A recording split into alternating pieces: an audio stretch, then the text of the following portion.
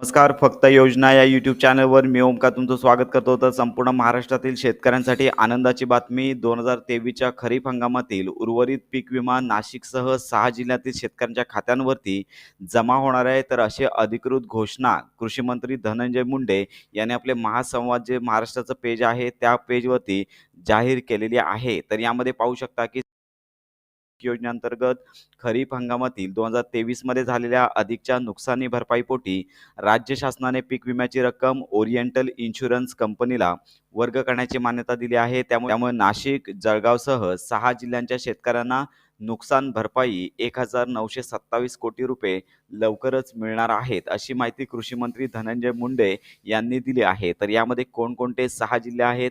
तर यामध्ये पाहू शकता की नाशिकमध्ये 656 कोटी, जळगाव जिल्ह्यामध्ये 470 कोटी, अहमदनगर जिल्ह्यामध्ये 713 कोटी, सोलापूर जिल्ह्यामध्ये 2.66 कोटी, सातारा जिल्ह्यामध्ये 27.73 कोटी आणि चंद्रपूर जिल्ह्यामध्ये 58.90 कोटी. तर या जिल्ह्यांमधील जे बाधित शेतकरी आहेत, ज्यांना अजून पीक विमा मिळालेला नाही, तर अशाच सर्व लाभार्थ्यांच्या आधार संलग्न बँक खात्यामध्ये लवकरात लवकर हे अनुदान जमा होणार आहे. तर तर अशी अधिकृत माहिती लक्षात घ्या की जे कृषी मंत्री आहेत धनंजय मुंडे तर यांनी दिलेली आहे. तर अशा प्रकारे ही महत्त्वाची माहिती शेतकऱ्यांपर्यंत नक्की पोहोचवा. योजनांसंदर्भात डिटेल माहिती करता आपल्या फक्त योजना या यूट्यूब चॅनलच्या कनेक्टमध्ये राहा.